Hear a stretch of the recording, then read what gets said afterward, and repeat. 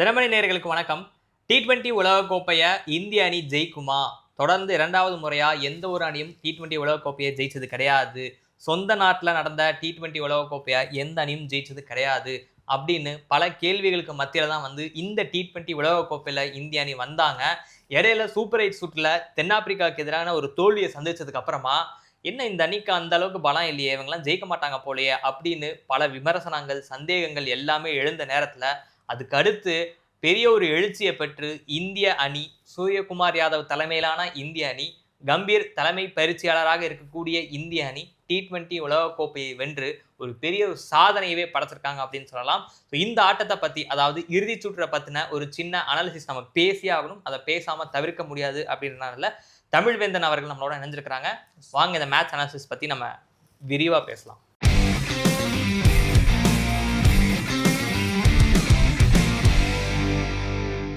என்ன தமிழ், கோடான கோடி ரசிகர்கள் வந்து ஒரு பெரிய ஒரு மேனிஃபெஸ்டேஷன் போட்டாங்க. அது நடந்து முடிஞ்சு 2024 வென்ற T20 உலகக்கோப்பையை இந்திய அணி தக்க வச்சுட்டாங்க. ஃபைனல்ஸ்ல ஒரே ஒரு சின்ன வருத்தம் என்னன்னா, ஒரு சுவாரஸ்யமான ஆட்டம் இல்லை அப்படின்றது வருத்தம். உங்களுக்கு அந்த வருத்தம் இருக்கா, இல்ல இந்தியா ஜெயிச்ச சந்தோஷம் ஜாஸ்தியா இருக்கா? கிரிக்கெட் ஃபேனாக பார்க்கும்போது என்னன்னா வந்து மேட்ச் ரொம்ப டஃபாக போலங்கிறது வந்து எல்லாருக்குமே வந்து ஒரு கிரிக்கெட் பார்க்குற எல்லாருக்குமே என்னப்பா இவ்வளோ ஸ்டப்னு முடிஞ்சிச்சு அப்படிங்கிற மாதிரி இருந்திருக்கும். பட் இந்தியா ஜெயிச்சிருச்சு அப்படிங்கிற பட்சத்தில் இந்தியா ஜெயிச்சது வந்து இந்த வருத்தத்தெல்லாம் வந்து பெருசாக வந்து அதை எக்லிப்ஸ் பண்ணிடுச்சு வந்து. அதனால் வந்து பெருசாக வருத்தம்லாம் ஒன்றும் இல்லை. மேட்ச் இன்னும் கொஞ்சம் டஃபாக போய் ஒரு இங்கிலாந்து எப்படி எடுத்துகிட்டு போனாங்களோ அந்த அளவுக்கு ஒரு காம்படிட்டிவ் இருந்துச்சுன்னு வச்சுக்கோங்க, ஒரு த்ரில்லராக இருந்திருக்கும். இது என்னன்னா வந்து ஃபர்ஸ்ட் ஹாஃப் முடிஞ்சதுக்கு செகண்ட் ஹாஃப் போகும்போதே தெரிஞ்சு போச்சு, ஒரு அவங்களோட ஓப்பனிங் கிட்ட விழுந்தோடனே தெரிஞ்சு போச்சு, ஆஹா நமக்கு தான். ஃபர்ஸ்ட் ஹாஃப் முடிஞ்சு செகண்ட் ஹாஃப் எனக்குலாம் டாஸ் போடுறப்பே தெரிஞ்சிச்சு. அது ஆப்வியஸாக வந்து நம்ம நிறையா பேசியிருக்கோம், அங்கேயே தெரிஞ்சு வந்து இல்லை.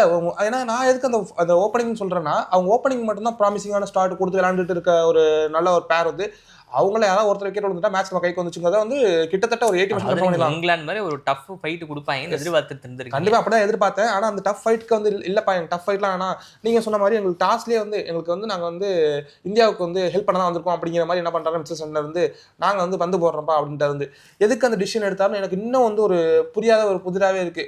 உங்களுக்கு இந்தியாவோட டாஸ் வந்து கண்டிப்பாக பேட்டிங் எடுத்திருப்பாங்க.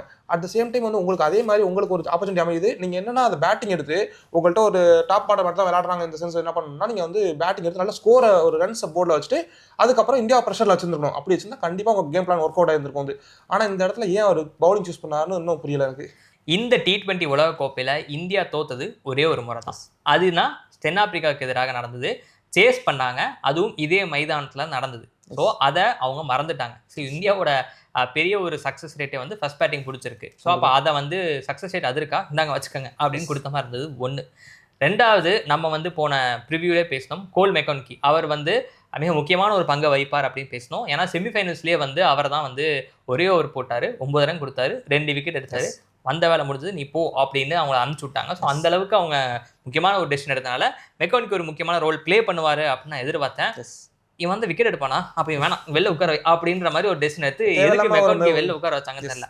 அவங்க என்ன யோசிச்சிருப்பாங்கன்னா, இங்கே ஸ்பின்னுக்கு வந்து கண்டிஷன்ஸ் பெரிய சப்போர்ட் கிடையாது, ஃபாஸ்ட் பவுலிங் தான் சப்போர்ட் அதிகம் அப்படின்னு டேட்டாவை பார்த்துட்டு வந்திருக்காங்கன்னு நினைக்கிறேன். ஆனால் எல்லா நேரமுமே டேட்டா நமக்கு கை கொடுக்காது அப்படின்றதான் வந்து அந்த man to man versus battle பார்க்குறப்ப நம்ம புரிஞ்சுக்கணும். கண்டிப்பாக இந்த இடத்துல நியூசிலாந்து கேப்டன் சாட்னர் பண்ணது வந்து 2 காஸ்ட்லி மிஸ்டேக்ஸ் வந்து, அதுவும் ஃபைனலில் இந்த மிஸ்டேக்ஸ் பண்ணது வந்து யாராலுமே ஏற்றுக்க முடியாது. ஃபர்ஸ்ட் மிஸ்டேக் வந்து அவர் டாஸ் விழுந்து பவுல் சூஸ் பண்ணது. 2வது மிஸ்டேக் நீங்கள் சொன்ன வந்து கோல் மெக்கானிக்கி வந்து அவர் கொண்டு வராமல் அவரை உட்கார வச்சது வந்து, நீங்கள் அவருக்கு வேலை கொண்டு வந்த அந்த ஜேக்கப் டஃபி வந்து நல்லா பண்ணியிருந்தாலும் பரவாயில்ல, அவர் எக்ஸ்பென்சிவாக தான் போனார். இவர் நீங்கள் இந்தியன் பேட்ஸ்மேன்ஸ் வந்து தடுமாறுறாங்கிற பட்சத்தில் அந்த பார்ட்னர்ஷிப்பை பிரேக் பண்ணியிருந்தாங்கன்னா அவங்களுக்கு வந்து ஒரு அது மிகப்பெரிய பூஸ்டப்பாக இருந்திருக்கும் வந்து. அந்த பார்ட்னர்ஷிப் எவ்வளோ வந்து ஒரு டேஞ்சரஸாக அமைஞ்சிச்சுங்கிறத அது மேட்ச்க்கு அப்புறம் அவங்க கண்டிப்பாகவே ஃபீல் பண்ணியிருந்திருப்பாங்க. எவ்வளோ பெரிய இன்னொரு என்ன பண்ணாங்க அப்படின்னா, சரி மெக்கானிக்கி இல்லை, என்கிட்ட கிளென் பிலிப்ஸ் இருக்கான், நான் அவனை வச்சு யூஸ் பண்ணிக்கிறேன் அப்படின்னு சாட்னர் ஏதோ திட்டத்தில் வந்திருக்காரு. புரிஞ்சுக்க முடிச்சு. சரி அட்லீஸ்ட் பிலிப்ஸ் வச்சாது போவாருன்னு பார்த்தா ஒரு ஓவர் போட்டார், 5 ரன் கொடுத்தாருல. அதுக்கப்புறம் எங்க போனார் பிலிப்ஸ்? கை எதாவது அடிபட்டுருச்சா? இல்ல ஏன் கொடுக்கல? அதுதான் எனக்கு புரியவே இல்லை. இல்லை அதான் ஒரு ப்ளூ பிரிண்ட்டு இந்த மாதிரி விளையாடணும் ஒரு ப்ளூ பிரிண்டோட வந்திருப்பாங்க. ஆனால் கடைசி மேட்ச்சில் எந்த ஒரு பிளானுமே இல்லைப்பா, நாங்கள் வந்து ஜஸ்ட்டு போகிற போக்கில் போகிறோம் அப்படிங்கிற மாதிரி விளையாண்ட மாதிரி தான் தோணுச்சு. ஒரு பிளானிங் இல்லை, ஒரு கரெக்டான எக்ஸிக்யூஷன் இல்லை. வந்து ஒரு ஃபாஸ்ட் பவுலிங்க்கு இந்த பிச்சர் ரெடி பண்ணிட்டாங்கனால வந்து வெறும் ஃபாஸ்ட் பவுலிங் மட்டும் வச்சு நம்பி வந்தோம் அப்படிங்கிற மாதிரி ஒரு ஆட்டத்தை வெளியே இது பண்ணிட்டாங்க வந்து அவங்க வந்து நியூசிலாந்து. ஸோ அதுலேயே வந்து அவங்க அந்த பவர் பிளேல வந்து கேம் ஈஸியாக லூஸ் பண்ணிட்டாங்க. கிட்டத்தட்ட 80-90 ரன் கிட்ட அடிச்சிருக்கப்புறம் பவர் பிளேல இது வரைக்கும் வந்து நம்ம தான் வந்து ஹையஸ்ட் ரன்ஸ் வந்து 92 இந்த T20 வேர்ல்டு கப் ஹிஸ்ட்ரியிலேயே பவர் பிளேல யாரும் ரன் அடிச்சது இல்லை. அந்த ஒரு ரன்னை படைச்சிருக்காங்க. நம்ம ரொம்ப முக்கியமாக பேசின மாதிரி அபிஷேக் சர்மா வந்து அது பேக் டு ஃபார்ம்னு சொல்லலாம், இல்லை back to scoring runs from his bat அப்படிங்கிற மாதிரி நம்ம சொல்லலாம் வந்து. ஏன்னா இது வரைக்கும் பார்த்தல ஜிம்பாபேக்கு அகேன்ஸ்டாக மட்டும்தான் அவர் விளையாண்டுருப்பாரு, மற்ற மேட்ச்லாம் வந்து விளையாண்டுருக்க மாட்டார். 3 டக்ஸ் எவ்வளோ விமர்சனங்கள் இருந்துச்சு. நம்ம ஆல்ரெடி பேசின நான் கூட சொல்லியிருந்தேன் அவங்கள்ட்ட வந்து அதிகமாக வந்து விக்கெட்ஸ் லூஸ் பண்ணிட்டே இருக்காரு, இதனால வந்து அவர் தப்பு பண்ணிட்டோமோ அப்படிங்கிற ஒரு கில்ட் எடுத்து நான் ஒரு பொறுப்பை வந்து ஃபைனலில் விளையாண்டா நல்லாயிருக்கும், அவருக்கு வந்து ஒரு கில்ட் இருக்காது, நம்மளும் ஒரு கான்ட்ரிபியூட் பண்ணோம் அப்படிங்கிறது இருக்குன்னு சொல்லிட்டு அதை தான் இது எக்ஸாக்டாக பண்ணியிருக்காரு. இந்த டோர்னமெண்ட்லேயே எல்லாருமே ஹையஸ்ட்டாக ஒரு ஃபாஸ்டஸ்ட் 50 அடிச்சது என்னன்னா வந்து 19 பால்ஸ் அடிச்சிருந்தாங்க. நீங்கள் 19 பால்ஸ் அடிச்சிருக்கீங்களா, நான் 18 பால்ஸ் 50 அடிக்கிறேன்னு சொல்லிட்டு ஒரு டோர்னமெண்ட்டோட ஃபாஸ்டஸ்ட் 50 வந்து நேற்று ரெஜிஸ்டர் பண்ணாரு. நேற்று அவர் விக்கெட்டுமே கூட எப்படி போனுச்சுன்னா, அது தேவையில்லாமல் அந்த இவர் ரச்சின் நல்லா வைடா போடுவார், அது தேவையில்லாமல் ஒரு சேஸ் பண்ணி போய் அடிக்க போயிட்டு விக்கெட் லூஸ் பண்ணிப்பாரு, இல்லைனா இந்தியாவோட ஸ்கோர் எங்கேயோ போயிருக்கணும் வந்து. அதுவும் நம்ம முன்னாடியே பேசினதா வந்து 2024 T20 உலக கோப்பையில் ஓப்பனராக களமிறக்கப்பட்ட விராட் கோலி அடிக்கவே மாட்டார். So he saving for the finals அப்படின்னு சொல்லிட்டு ரோஹித் சர்மா சொல்லியிருப்பாரு. அதே மாதிரி வந்து ஒரு நாக் ஆடி கொடுத்துட்டு போயிருப்பாரு. அபிஷேக் சர்மாவும் கிட்டத்தட்ட அதை தான் பண்ணாரு. நம்ம சஞ்சு சாம்சன் பற்றி இப்படி பேசாமல் இருக்கிறது கண்டிப்பாங்க. அதாவது வாய்ப்பே கிடைக்காம இருந்துட்டு கிடைச்ச வாய்ப்பை ஒருத்தன் எப்படி கிரிப்பாக பிடிச்சிக்குவான், அவனுக்கு வந்து அது எந்த மாதிரி அமையுங்கிறதுக்கு வந்து ஒரு உண்மையான ஒரு உதாரணம் என்ன சஞ்சு சாம்சன் தான் வந்து. ஃபர்ஸ்ட் பார்த்தீங்கன்னா வந்து குரூப் ஸ்டேஜில் ஒரு வாய்ப்பே கிடைக்கல, ஒரே ஒரு மேட்ச் மட்டும், ரெண்டாவது மேட்ச் வந்து அபிஷேக் சர்மா உடம்பு சரியில்லைன்னு சொல்லிட்டு ஒரு வாய்ப்பு கொடுத்தாங்க, 22 ரன் அடிச்சாரு, அதுக்கப்புறம் காணும். அதுக்கப்புறம் சூப்பர் ஹிட்ஸில் வந்து என்னன்னா செகண்ட் மேட்ச்ல என்னமோ வாய்ப்பு கொடுத்துருப்பாங்க, 25 சம்திங் அடிச்சிருப்பாரு. சரி, அப்பயும் பெருசாலில் வந்து அகெயின் பார்க்கும்போது இங்கே எங்க முக்கியமா இந்தியாவுக்கு தேவைப்படுதோ அந்த இடத்துல வந்து வர்ச்சுவல் குவார்டர் ஃபைனல்ல ஆடுறாரு. அதாவது அதில் ஜெயிச்சாதான் இந்தியா செமிஃபைனல் அப்படின்ற நேரத்தில் அவர் வந்து கிளம்புறங்கிறாரு.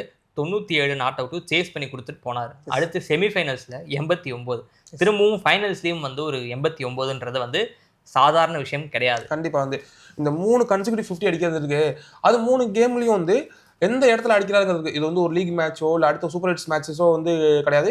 சூப்பர் ஹிட்ஸில் அந்த அதான் விர்ச்சுவல் குவார்டர் ஃபைனல் நீங்களே சொல்லிட்டீங்க, அந்த குவார்டர் ஃபைனல் செமிஃபைனல் ஃபைனல் அப்படி தான் நம்ம வந்து அதை கன்சிடரேஷன் எடுத்துக்கணும். 3 மேட்ச்சும் ஒரு பர்ஃபெக்டாக விளையாண்டு இந்தியன் டீம் வந்து நான் வந்து ஒரு 10 வருஷம் 11 வருஷம் கெரியரில் அவரால் எதுக்காக காத்திருந்தாரோ அவர் எதிர்பார்த்து காத்திருந்த நாள் இதுதான் அப்படிங்கிற மாதிரி சூப்பராக விளையாண்டாரு.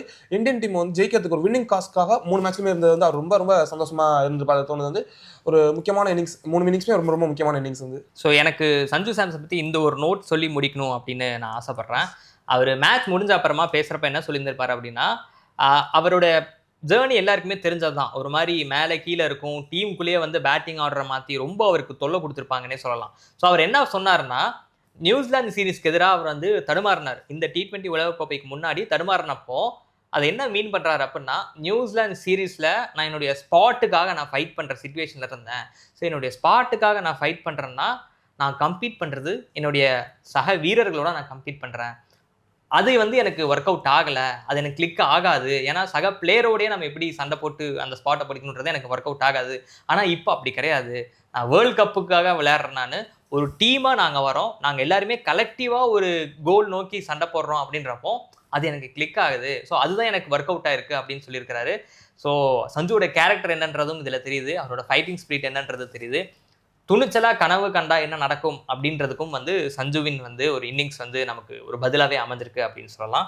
சஞ்சு சாம்சன் பற்றி என்னஃபா பேசியாச்சு. வந்து பேக் டு கேமுக்கு வந்து பார்த்தோன்னா வச்சுக்கோங்களேன், இஷான் கிஷனும் வந்து லைக் த சேம் சஞ்சு மாதிரி தான் வந்து அவர் வந்து ரொம்ப பெருசாக வந்து விளையாண்டுருக்கிறதுக்கு வந்துன்னா அவர் வாய்ப்பு எப்படி கிடச்சின்னு பார்க்கும்போது வந்து ஒரு சுவாரஸ்யமான ஒரு விஷயமா இருக்கும். டொமஸ்டிக்கில் வந்து நல்லா விளையாண்டு சூப்பராக விளையாண்டு அவர் டீமை வின் பண்ண வச்சு என்னால் முடியும்ப்பா, டொமஸ்டிக்கில் விளையாண்டா எனக்கு வாய்ப்பு கொடுப்பீங்க அப்படிங்கிறது தெரிஞ்சு அது அவர் வாய்ப்பு கொடுப்பாங்கிறதுக்காக விளையாண்டாரா இல்லை வந்து நார்மலாக இந்த கேம் வெளிப்படுத்தி விளையாண்டாரோ என்ன பண்ணாரு தெரியல. அவருக்கு வந்து ஒரு வாய்ப்பு கிடைச்சி அந்த வாய்ப்பை எவ்வளோ அழகாக பயன்படுத்திட்டாரு. இந்த கேம்லையும் பார்த்தோம் ஒரு 50 வந்து ஒட்டச்சிட்டு உள்ள கண்டிப்பாக வந்து இந்த வாய்ப்பு நான் வந்து நீங்கள் தரல, நானாக வந்து பிரேக் பண்ணி வந்திருக்கேன் அப்படிங்கிற மாதிரி வந்து ஒரு 50 அடிச்சாரு. அப்புறம் பின்வரிசையில் பார்க்கும்போது நம்ம வந்து தூபே வந்து எப்பொழுதுமே வந்து ஒரு 6 தூபே அப்படின்னு ஒரு கூப்பிட்டுருப்போம். அதே மாதிரி வந்து ஒரு மரணமாக வந்து ஒரு லாஸ்ட் ஓவரில் ஒரு 24 ரன்ஸ் 6 அடிச்சு என்ன பண்ணிருப்பாருன்னா வந்து பறக்க விட்டுருப்பாரு. சூப்பராக அடிச்சு நல்ல ஒரு ஸ்கோரை வந்து இந்தியா கொண்டு வந்தாங்க. ஸோ இந்த வேர்ல்டு கப்பில் வந்து நம்ம நிறைய பேர் பற்றி நிறைய பேசுவோம். சஞ்சு சாம்சன் பற்றி பேசுவோம், இஷான் கிஷன் பற்றி பேசுவோம், பும்ரா பற்றி பேசுவோம், வருண் சக்கரவர்த்தி பற்றி கூட நம்ம பேசுவோம். ஆனால் ஒரு 2-3 வருஷம் ஒரு 4 வருஷம் கழிச்சு யோசிச்சோம் அப்படின்னா சிவம் துபே பற்றி நிறைய பேசவே மாட்டோம். ஆனால் மிக முக்கியமான ரோல் பண்ணியிருக்கிறது யாருன்னா சிவம் துபே. நீங்கள் செமிஃபைனல்ஸில் எடுத்தீங்கன்னா 25 பால் 43 ரன், ஆனால் அது வந்து ஹைலைட்டாக தெரியாது. நேற்றுமே வந்து கிட்டத்தட்ட 270 கிட்ட அடிச்சிருவாங்க இந்தியா அப்படின்னு எதிர்பார்த்த நேரத்தில் நீஷம் ஓவரில் ஒரு 3 விக்கெட்டாக விழுந்தோன்னே 240-250 அடிக்கிறதே ஒரு மாதிரி கஷ்டமாக இருக்குமோ அப்படின்ற நிலைமையில் ஹார்திக் பாண்டியா தடுமாறினார். திலக் வர்மாவுக்கு பால் கரெக்டாக மீட் ஆகலை. சிவம் துபே வந்தார், கடைசி ஓவரில் நச்சுன்னு அடித்தார். 8 பாலுக்கு 26 ரன். அந்த 8 பாலுக்கு 26 ரன்னுடைய முக்கியத்துவம் என்னன்றது உங்களுக்கு ஸ்கோர் கார்டு பார்த்தா நிறைய பேருக்கு புரியாது அப்புறமா. ஸோ இந்த சிச்சுவேஷன்லையும் அந்த மொமெண்ட்டையும் யாரு கூர்ந்து கவனிச்சாங்க, அந்த அளவுக்கு மிக முக்கியமான ஒரு பிளேயர் தான் வந்து சிவம் துபே. அவரை நம்ம வந்து தூக்கி வச்சு கொண்டாடணும். படத்துல சொல்லுவாங்களா, நியாயமா உன்னை ஊரே கொண்டாடணும் அப்படின்ற மாதிரி சொல்லுவாங்க. அந்த மாதிரி சிவம் துபே தூக்கி வச்சு கொண்டாடணும். நல்ல ஒரு சைலண்டா நிறைய ரோல் பண்ணிட்டாரு வந்து. ஆமா. சரி, பேக் டு பார்க்கும்போது சரி இந்தியா வந்து இவ்வளவு பெருசா அடிச்சிட்டாங்க. சரி, நான் என்ன நினைச்சேன்னா, சரி நீ வந்து ஃபீல்டிங் எடுத்த, யாரு நியூசிலாந்து கேப்டன் ஃபீல்டிங் எடுத்த, இந்தியா அது இவ்வளவு ஸ்கோர் அடிச்சிட்டாங்க. அப்ப எக்ஸ்ப்ளோசிவான பேட்டிங் இருக்கு.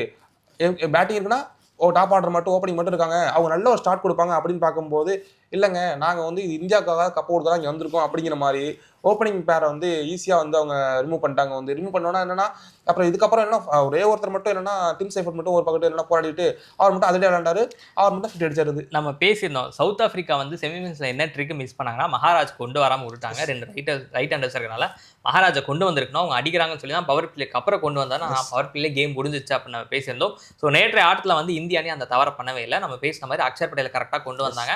அதே மாதிரி ஃபின் ஆலன் விக்கெட் விழுந்துருச்சு. ஸோ அது வந்து ஒரு பெரிய ஒரு முக்கியமான ஒரு நகர்வாக இருந்தது. அதுக்கப்புறமா வந்து செமிஃபைனலில் பார்த்துருப்பாங்க, செமிஃபைனலில் இந்தியா எப்படி விளையாண்டது அப்படின்னு நியூஸ்லேருந்து அனாலிசிஸ் பண்ணியிருக்கோம். பும்ரா முதல் பாலே வந்து ஸ்லோவாக தான் போடுறாரு, ப்ரூக் அப்படி தான் விக்கெட் எடுப்பாரு அப்படின்றது கண்டிப்பாக டீமுக்கு கம்யூனிகேட் பண்ணியிருக்கும்.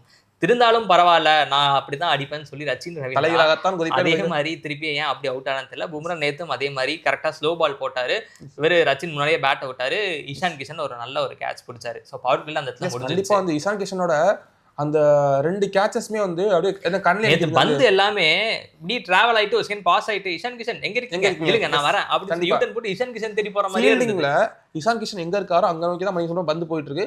அந்த 2 கேட்ச் வந்து ஒரு அவுட்ஸ்டாண்டிங் கேட்ச். அதே மாதிரி மூணாவது இன்னொரு கேட்சும் பிடிச்சிருப்பாரு, பிடிச்சிட்டு ஜஸ்ட் அந்த லைன்ல ரோப்ல கால வச்சுருவாரு, அவரே வந்து ஃபீல் பண்ணிடுவாரு சே அப்படின்னு சொல்லிட்டு வந்து என்னப்பா மூணாவது கேட்சா நம்ம பேர்ல எழுதிருக்கலாமே அப்படிங்கிற மாதிரி ஒரு நேற்று எல்லாமே அந்த ஃபீல்டிங் பார்த்தீங்கன்னு வச்சுக்கோங்க. இந்தியாவுக்கு வந்து நம்ம வின் பண்ண போறோங்கிற மொமெண்ட் கொஞ்சம் கொஞ்சம் தெரிஞ்சோன்னே அப்படியே ஃபீல்டிங் ஃபயரா இருக்கு, எல்லாம் நல்லா பர்ஃபார்ம் பண்றாங்க. வருண் சக்கரவர்த்தி வரலாம் போட்டு அடிச்சுட்டு இருந்தாங்கல்ல, வந்து நம்ம பேசிட்டு இருந்தோம், என்ன வருண் சக்கரவர்த்தி இப்படி அடிக்கிறாங்களே, டீம்ல வச்சிருப்பாங்களா, டிராப் பண்ணாலும் நீங்க கூட எங்க வருண் தூக்குறதுக்கு பிளான் பண்றீங்களான்னு கேட்டுட்டு இருந்தீங்க. ஆனா இங்க என்னன்னா அவருமே வந்து ஒரு நல்ல ஒரு அண்டர் பிரஷர் கேம்ல வந்து ரொம்ப நல்ல ஸ்பெல் போட்டாரு. நியூசிலாந்து வந்து டஃப் கொடுக்கல, இருந்தாலும் வந்து அவரோட எக்கனாமிக்கலா வந்து போறத வந்து இந்த மாதிரி கொண்டு வந்தாரு, அந்த பேக் ட்ராக் வராரு அப்படிங்கிறது ஃபீல் ஆனிச்சு, நல்லா வந்து போட்டாரு. சைஃபர்ட் மட்டும் கொஞ்சம் ஃபைட் பண்ணாரு, மற்ற எல்லாருமே ஒரு அளவுக்கு விட்டாங்கன்றனால ஒரு ஸ்டேஜுக்கு அப்புறம் கேம் வந்து ரிசல்ட் தெரிஞ்சிருச்சு, பெரிய சுவாரஸ்யமே இல்லாம போச்சு அப்படின்னு தான் சொல்லலாம். மிச்சல் சார்னர் கொஞ்சம் பாவம், சரி எனக்கு கொஞ்சம் பக்கத்துல போகணுமே அப்படின்னு சொல்லிட்டு ஒரு கேப்டனா பொறுப்பா விளையாண்டுகிட்டு இருந்தாரு. ஸோ அது தவிர்த்து வேற எதுவுமே அவங்க பண்ணாதனால ஒரு வழியா வந்து இந்திய அணி T20 உலக கோப்பையை ஜெயிச்சுட்டாங்க. கமெண்ட்ரிலேயே பார்த்தோம் வந்து நிறைய பேர் வந்து இந்த மெஜிஷியன் சொல்லிருந்தாங்க. இந்த இடத்துல நான் சொல்ற மெஜிஷியன் வந்து யாருன்னா வந்து வருண் சக்கரவர்த்தி இல்லைங்க. யாரை சொல்றேன்னா பும்ரா என்ன ஒரு ஸ்பெல் வந்து 4 ஓவருக்கு ஒரு 15 ரன்னு 4 விக்கெட்டு. அவர் ஆக்சுவலி என்ன சொல்லுவாங்க, சீட் கோடுன்னு சொல்லுவாங்க. இந்த கேம்ல போயிட்டு இருக்கப்போ டக்குன்னு ஏதாவது சீட் கோட் போட்டோம்னா தப்பிச்சு போயிடலாம்.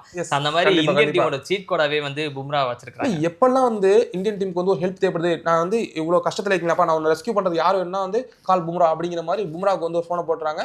பும்ரா என்ன பண்றாருன்னா அதுக்கு அது ஒரு மேஜிக்கல் ஸ்பெல் போட்டது போயிட்டு சூரியகுமார் யாதவ் என்ன அப்ரிஷியேட் பண்ணிருப்பாருன்னா வந்து இவர் வந்து என்னன்னா வந்து ஒன்ஸ் இன் ஜென்ரேஷன் பிளேயர் கிடையாது, he is a national treasure அப்படிங்கிற மாதிரி சொல்லியிருப்பாரு. அப்போ பும்ரா வந்து நம்ம வந்து ஒரு நேஷனல் ட்ரெஷர், அவர் வந்து பாதுகாக்கணும், இன்னும் நிறைய கேம்ஸ் விளையாண்டு இந்தியாவுக்காக நிறைய கோப்பையில் அவர் வென்று தரணும். ஏன்னா அந்த அளவுக்கு வந்து அவரோட பவுலிங் இருக்கு, அவர் அடிச்சுக்கிறது இந்த அளவுக்கு ஆளே இல்லை அப்படிங்கிற அளவுக்கு தான் வந்து பவுலிங் சூப்பராக வரும். அவர் அந்த ஏக்கர் எக்ஸிகூஷன்லாம் இருக்கு சாமி வந்து அதெல்லாம் என்ன மாதிரி பண்றாரு வந்து சூப்பராக பண்றாரு. பும்ரா பத்தி பேசிட்டே இருக்கலாம். ஸோ ஒரு வழியா வந்து 2024 அப்புறமா தொடங்கின ஒரு பெரிய ஒரு சைக்கிள் வந்து முடிஞ்சிருக்குன்னே சொல்லலாம். கம்பீர் வந்து நிறைய விமர்சனம் செய்வாங்க, கம்பீருடைய தலைமை பயிற்சியை பற்றி நிறைய பேர் விமர்சனம் செய்வாங்க, ட்ரால் பண்ணுவாங்க, இவர் எப்படி தகுதியான ஆளா அப்படின்னு சொல்லுவாங்க. ஐபிஎல்ல மென்டராக இருந்துட்டா ஒரு தேசிய அணியை வழிநடத்த முடியுமா அப்படின்னு பல விஷயங்கள் வந்து நம்ம கௌதம் கம்பீர் மேலே விமர்சனம் வைக்க முடியும். ஆனால் ஒரு பயிற்சியாளராக 2 ஐசிசி கோப்பையை வென்று கொடுத்த ஒரு முதல் பயிற்சியாளர்னா அது வந்து நமக்கு கௌதம் கம்பீர் தான். வேற எந்த ஒரு பயிற்சியாளரும் அதை நமக்கு வென்று கொடுக்கல. ஓராண்டு இடைவெளியில் கிட்டத்தட்ட சரியா பார்த்தா ஓராண்டு தான் இருக்குன்னு நினைக்கிறேன். சாம்பியன்ஸ் கோப்பை இந்திய அணி வென்றிருக்குது, அதுக்கப்புறமா T20 உலக கோப்பை வென்றிருக்குது, இதுக்கு மத்தியில் வந்து ஆசிய கோப்பையும் வந்து இந்திய அணி வென்றிருக்குது. அப்படின்றனால கம்பீருக்கும் இது தெரியுது, அவர் வந்து எந்த அளவுக்கு ஒரு மாதிரி ஹம்பிளா இருக்கார் அப்படின்னா, நேற்று முடிஞ்ச அப்புறமா என்ன சொல்றாருன்னா, we dedicate this win success அப்படின்றத ராகுல் டிராவிடுக்கும் விவிஎஸ் லக்ஷ்மணுக்கும் நாங்கள் டெடிகேட் பண்ணுறோம் அப்படின்னு சொல்லியிருக்காங்க. ஸோ டிராவிட் வந்து டீம் செட் பண்ணதுக்கு மிக முக்கியமான பங்கு, சிஓஏ அதில் அவங்க வேலை பார்த்தது வந்து மிக முக்கியமான பங்கு இந்திய அணிக்கு இருக்கிறனால அவங்களுக்கு அந்த அவார்டை அவர் டெடிகேட் பண்ணுறாரு, இந்த வின்னை அவர் டெடிகேட் பண்ணுறாரு. ஸோ அந்த அளவுக்கு அவர் ஹம்பிளாகவும் இருக்கிறாரு. அவருக்கு தெரியுது இந்த டீம் என்னவா இருக்கு அப்படின்றது தெரியுது. சஞ்சு சாம்சனை பேக் பண்ணது அவர் தான், அபிஷேக் சர்மாவை பேக் பண்ணது அவர் தான். சுபன் கில்ல வந்து டீம் விட்டு தூக்கணும் அப்படின்றது ஈஸியான டெசிஷன் கிடையாது. பட் ஆனா அதுக்கு நம்ம கண்டிப்பா செலக்டர்ஸ்க்கும் வந்து கிரெடிட்ஸ் இல்ல, அது சரியான நேரத்துல எடுக்கப்பட்ட ஒரு சரியான முடிவுன்னு சொல்லணும். ஏன்னா சுப்மன் கில் வந்து ஒரு அந்த இடத்துல தடுமாறிட்டு இருந்தாரு. ஒன் டே கேம்ஸ் வந்து அவர் இடையில ஒன் டே கேம்ஸ் T20 கேம்க்கு உள்ள கொண்டு வந்தாங்க. அது வாலண்டரா உள்ள கொண்டு இடையில எடுத்து வந்து சொல்லுவாங்களோ ஓப்பனிங்ல அப்படிங்கிற மாதிரி இருந்துச்சு. வந்து அவர் இருந்திருந்தாருன்னா இப்போ சஞ்சு சாம்சன் பத்தி நம்ம பேசியிருப்போமா, அவர் இருந்திருப்பாரா அப்படிங்கிறது கூட தெரியாது.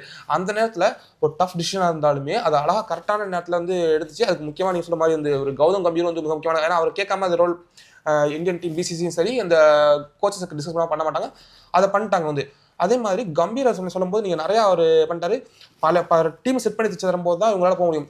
கம்பீரோட ஸ்ட்ராட்டஜி எப்போதும் எப்படியா இருக்கும்னு பார்த்தீங்கன்னா வந்து என்ன சொல்லுவார்னா, எப்போதும் இண்டிவிஜுவல் வந்து நீங்கள் வந்து பெரிய அளவுக்கு பேசுனீங்கன்னா மற்ற பிளேயர்ஸ்லாம் தெரியாமல் போயிடுவாங்க. இண்டிவிஜுவலை பற்றி நம்ம ஒரு கலாச்சாரம் இருக்குது. இண்டிவிஜுவலை பெரிய ஆளாக பேசி பேசி பேசி அவங்களுக்கு மட்டும்தான் மதிப்பு இருக்கும். அப்போ டீமோட எஃபர்ட் தெரியாமல் போயிடும். ஆனால் இவர் வந்ததுக்கப்புறம் டீம்ல எல்லாருமே வெளில தெரியுறாங்க, எல்லாருமே ஷைன் ஆகிறாங்க. மைல்ஸ்டோன்ஸ் பத்தி பேசக்கூடாது அப்படின்றதுலயும் ரொம்ப ரொம்ப நல்லா பண்ணிட்டு இருக்காரு வந்து. ஸோ அதனால இனிமேலாவது கம்பீரை திட்டாம கொண்டாடுங்கப்பா. அவ்வளோ. ஸோ சூரியகுமார் யாதவும் சின்னதாக டச் பண்ணிட்டு இந்த ஷோ நம்ம முடிக்கிறது கரெக்டாக இருக்கும் அப்படின்னு நினைக்கிறேன் நான். இல்லை, அதுக்கு முன்னாடி ஒரே ஒரு விஷயம் மட்டும் நான் உங்களுக்கு கேட்குறேன். நீங்கள் நம்ம பேசும்போதெல்லாம் வந்து எப்பா நீங்கள் அகமதாபாத்தில் விளையாடுறீங்க, ஜெயிச்சிருங்களா, ஐயோ அந்த கிரவுண்டா அதுவா இதுவான்னு ஜண்டா இப்படிலாம் சொல்லிட்டு என்னங்க பயம்.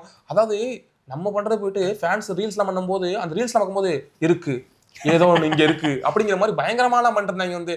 நான் கூட என்ன நினச்சேன்னா, அது அகமதாபாத்தா வந்து வந்து போனுச்சு. நீங்கள் வேற என்ன கேட்டீங்க, வேர்ல்டு கப் அந்த டேட் ஞாபகம் இருக்கான்னு கேட்டீங்க. நம்ம மனசுல இது வேற கண்ணு மேலே வந்து போது என்ன பண்ணுறதுன்னு யோசிக்கும் போது, அது மட்டுமா நவம்பர் 19க்கு முன்னாடி பேட் கமின்ஸ் என்ன பண்ணாரு, போய் இப்படி ஃபோட்டோ எடுத்துக்கிட்டு இருந்தாரு. மிச்சல் சாட்டனும் அதே மாதிரி ஃபோட்டோ எடுத்தாரு.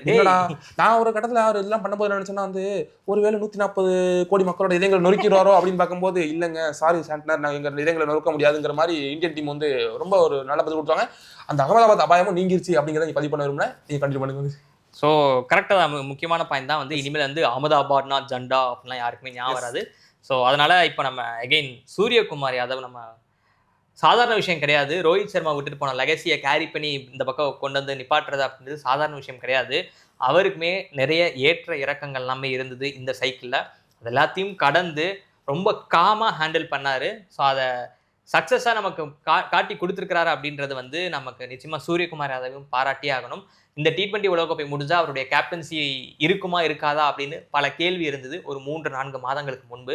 அது எல்லாத்தையுமே வந்து தூக்கி தவிடுபடி ஆக்கி வச்சிருக்கிறார் அப்படின்னு நம்ம சொல்லலாம். ஸோ இந்திய அணி இப்போ எப்படி இருக்குன்னா, தமிழ் வெள்ளைப்பந்து கிரிக்கெட்டில் இவங்கள அடிச்சுக்கவே முடியாதரா அப்படின்ற அளவுக்கு மிக மிக மிக வலிமையாக இருக்குது. இது 50 ஓவர்ஸ்னாலும் சரி, அது T20னாலும் சரி. அது ரெக்கார்ட்ஸை பார்த்தாலே தெரியும். ஒரு 4 ICC டோர்னமெண்ட்ல இந்தியா வந்து ஒரு 2 மேட்ச் தான் தோத்துருக்காங்க. ஏதோ டேட்டா பார்த்தாங்க வந்து வெறும் 2 மேட்ச் தான் தோத்துருக்காங்க. அப்போ எவ்வளோ பெரிய வின்னிங் ஸ்ட்ரீக் இருக்கு பாருங்க. வந்து அப்போ 30 மேட்ச் தான் 30 மேட்ச் ஜெயிச்சிருக்காங்க. அப்போ வெறும் 2 மேட்ச் தான் தோத்துருக்காங்கன்னா வந்து ரொம்ப ரொம்ப டாமினண்டான ஒரு டீமாக இருக்காங்க. இப்போ இந்தியன் டீமை பீட் பண்ணணும்னா எதிர நீங்கள் என்ன பண்ணணும்னா பல விதங்களில் அனலிட்டிக்கலாகவும் சரி டேட்டாவும் சரி எல்லா விஷயத்தையும் ஒர்க் பண்ணிட்டு வந்தால் மட்டும் தான் பீட் பண்ண முடியும். இன்னொன்று வந்து இந்திய அணி ஜெயிக்கிறதுக்கு காரணம் கட்டமைப்பு ரொம்ப முக்கியம். ஸோ அந்த மாதிரி மற்ற அணிகளும் வந்து தங்களுடைய கட்டமைப்புலாம் கொஞ்சம் கவனம் செலுத்தினாங்க அப்படின்னா அந்த மாதிரி விஷயங்கள் தான் வந்து இந்திய அணி மாதிரியான ஒரு வலுவான அணியை எதிர்க்கிறதுக்கு சரியான வீரர்கள் வரணும், திறமையெல்லாம் வரணும்னா கட்டமைப்பு ரொம்ப முக்கியம். அதில் கவனம் செலுத்துவாங்க அப்படின்னு நம்ம நம்பலாம். ஸோ அதனால தான் தமிழ் ஒரு வழியாக வரலாற்றை திருத்தி எழுதியாச்சு. அடுத்து 2028 T20 ஒலிம்பிக் நினைக்கிறேன் இல்ல, 2028 ஒலிம்பிக் அதுல தங்கம் அடிப்பாங்களா? கண்டிப்பா இந்தியா தங்கம் அடிக்கிறது வாய்ப்பு இருக்கு சாமி வந்து. ஏன்னா இப்போ இந்த டோர்னமெண்ட் இந்த T20 டோர்னமெண்ட் ஹிஸ்டரி எடுத்து பாத்தீங்கன்னா வேர்ல்ட் கப்ஸ்ல எந்த ஒரு ஹோஸ்ட் நேஷனும் ஹோஸ்ட் பண்ற நேஷன் வந்து கப் அடிச்சதுன்னு சொன்னாங்க. அந்த வந்து என்ன பண்ணிட்டோம், அதை பிரேக் பண்ணியாச்சு வந்து. அதே மாதிரி பேக் டு பேக் கன்சிக்யூட்டிவா 2 டைம் வந்து ஒருத்தவங்க சாம்பியன் ஆனதுன்னு சொல்லுவோம், அதையும் நம்ம பிரேக் பண்ணிட்டோம். அடுத்து என்ன மூணாவது பாத்தீங்கன்னா வந்து இந்த T20 வேர்ல்ட் கப்ஸ்ல ஒரு டீம் அதிக முறை சாம்பியன் ஆயிருக்காங்கன்னா அது வந்து என்னன்னா வந்து 3rd டைமா நம்ம தான் வந்து ஃபர்ஸ்ட் டீம் 3வது முறை கப்பை வெல்றது வந்து. அப்ப இத்தனை இதை பண்ணும்போது நம்மள்கிட்ட வந்து என்னன்னா அவ்வளோ ஒரு கெப்பாசிட்டி இருக்குது, நல்ல ஒரு பிளேயர்ஸ் இருக்காங்க, இன்னும் வந்து யங் பிளேயர்ஸ் வந்து லைனப்பில் வந்துட்டே இருக்காங்க. அப்போ கண்டிப்பாக நமக்கு தான் வந்து இந்த நீ சொல்கிற ஒலிம்பிக்கில் தங்கம் வந்து கண்டிப்பாக விழுறதுக்கு இந்தியாவுக்கு தான் அதிக சான்சஸ் இருக்குது. கண்டிப்பாக ஜெயிப்பாங்க வந்து, அந்த நம்பிக்கை எனக்கு அதிகமாக இருக்குது. ஸோ ஓகே, T20 உலகக்கோப்பை ஒரு வழியாக முடிஞ்சிருச்சு. இந்தியா வரலாறை திருத்தி எழுதிட்டாங்க அப்படின்னே சொல்லலாம். இந்த உலகக்கோப்பையில் உங்களுக்கு மறக்க முடியாத தருணங்கள் என்ன அப்படின்றத கீழே கமெண்ட் பண்ணுங்க. இந்திய அணியுடைய வெற்றி உங்களுக்கு எந்த மாதிரியான உணர்வை கொடுத்தது அப்படின்றத கீழே கமெண்ட் பண்ணுங்க. இந்த வெற்றிக்கு யார் மிக முக்கியமான காரணம், யார் மிக முக்கியமான பங்களிப்பை செலுத்தினாங்க அப்படின்றதையும் கீழே கமெண்ட் பண்ணுங்க. அடுத்த ஷோல நாங்கள் உங்களை சந்திக்கிறோம் அப்படின்னு சொல்ல முடியாது. காரணம் என்ன, T20 உலகக்கோப்பை முடிவுக்கு வந்துருச்சு. இருந்தாலுமே கவலை வேண்டாம், அடுத்து மார்ச் 28 IPL ஆரம்பிக்குது. ஸோ அதனால இந்த T20 உலகக்கோப்பை முடிஞ்சது அப்படின்றதுக்காக நாங்கள் எங்கேயும் போக போறதில்ல. மீண்டும் IPLோட இன்னும் கூடுதலா நிறைய மனிதர்களோட உங்களை வந்து சந்திப்போம். அதில் ஆட்டங்களை பற்றின ப்ரிவியூ இருக்கும், ரிவ்யூ இருக்கும், அனாலிசிஸ் இருக்கும், ஃபன் இருக்கும், கலா இருக்கும், எல்லாமே இருக்கும். இந்த T20 உலகக்கோப்பைக்கு நீங்கள் எப்படி தொடர்ந்து எங்களுக்கு நிறைய ஆதரவுகளை கொடுத்தீங்களோ அதே ஆதரவை IPLக்கும் கொடுப்பீங்க அப்படின்ற நம்பிக்கையோட இந்த ஷோவை நாங்கள் நிறைவு செய்கிறோம். நான் Swaminathan, Tamilvendhan. What is that strength that brings women together and helps them move forward? Self-help groups. Central Bank of India, under DAY NRLM, provides financial support to self-help groups and through Cent Nari Shakti to their members. Central to you since 1911.